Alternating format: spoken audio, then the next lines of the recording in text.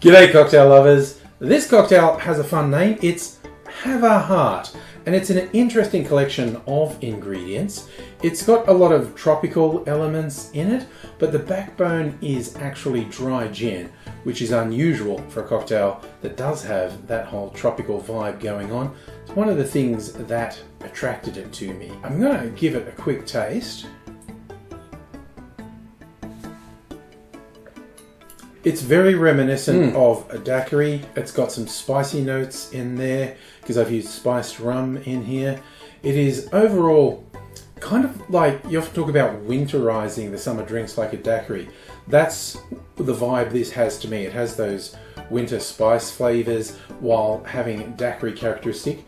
It's really good. Let me run you through the ingredients. As I said, the core element is dry gin. I'm using this oyster shell gin from an Australian maker. It's got a very interesting mix of stuff, including, they're saying it's got some spice notes and saltbush and lemon myrtle, which are Australian native plants, and I felt like that was going to play well with the other ingredients. It also calls for some Swedish punch or punch. I always think because the way it's spelled you say punch, but maybe the Swedes say punch.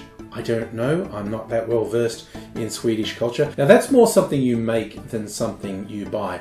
Uncle Pete from Uncle Pete's Cocktail Shop has a good recipe for it, which I actually followed. I did make my own Swedish punch once. Core element is a rum variant called Batavia Arak. Batavia is what the Dutch colonizers called what's now known as Indonesia, just to the north of Australia. And you'd reckon, because this comes from Indonesia, just to the north of Australia, it would be everywhere. It is bizarrely impossible to get in Australia. I don't know why. I once had a bottle that had got imported that cost me quite a lot. I'm not getting it again because honestly, it is not that different to rum. It's got a rice element in it, not just sugar.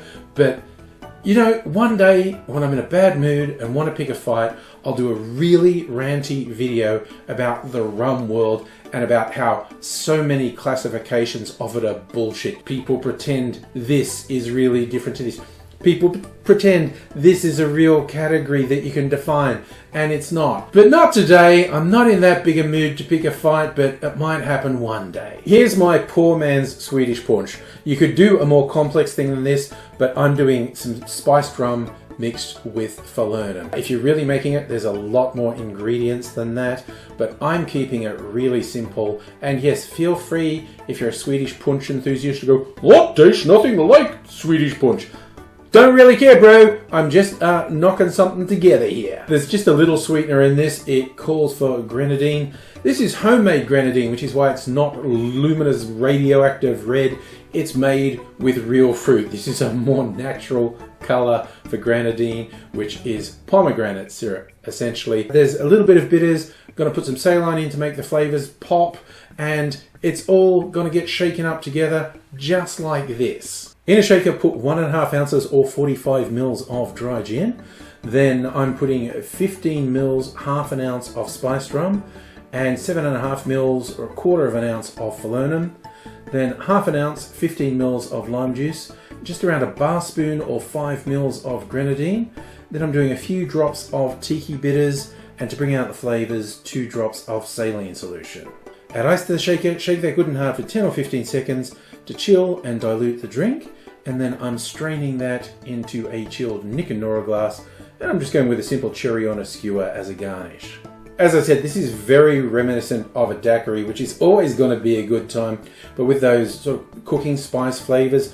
My spiced rum, I actually made that myself with a base of white rum. It's the spices I used to make my spiced apple brown sugar syrup. So it's cinnamon and nutmeg and cloves, star anise, cardamom, toasted up. Then I make a syrup with that, and then I drained off the syrup and I put the spices in some white rum, and it's given it just really great flavors. Like, often store-bought spiced rum is kind of crap and just tastes like vanilla or maybe a bit of cinnamon in there as well. So many of them are just not great. I really enjoyed making the homemade one, and it tastes really good, and it's given this quite a good character.